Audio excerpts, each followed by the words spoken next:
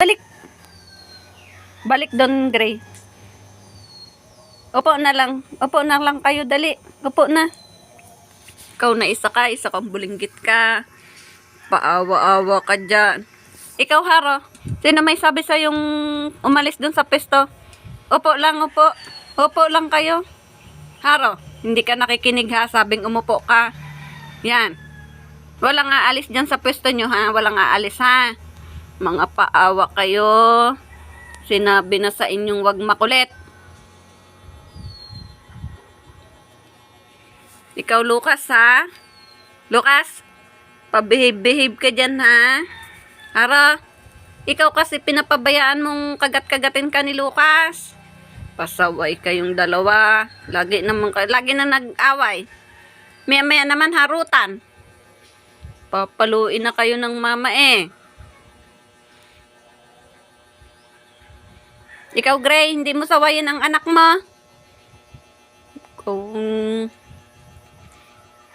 Haro ha, Haro. Sinasabi ko sa'yo, wag mong pabayaan si Lucas na Haro. Haro, makinig ka sa akin. Sabi ko sa'yo, wag mong hayaan na kinakagat ka ni Lucas ha. Ikaw, manahimik ka dyan. Paawa-awa ka dyan ha, kala mo. Sige, kayong dalawa talaga ang salarin dito eh.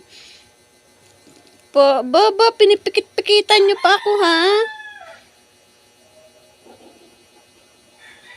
Hindi kayo madadaan sa pikit-pikit ha. Tahimik dyan. Sobra na kayong dalawa ha. Harutan ng harutan. Bago pag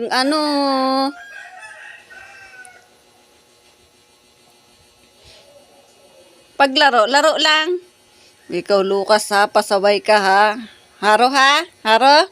Hindi ka nakikinig sa akin ha? Pag mo akong pikit-pikitan ng mata dyan, tutok-tukan na kita. Paharot ka din ng paharot. Ba?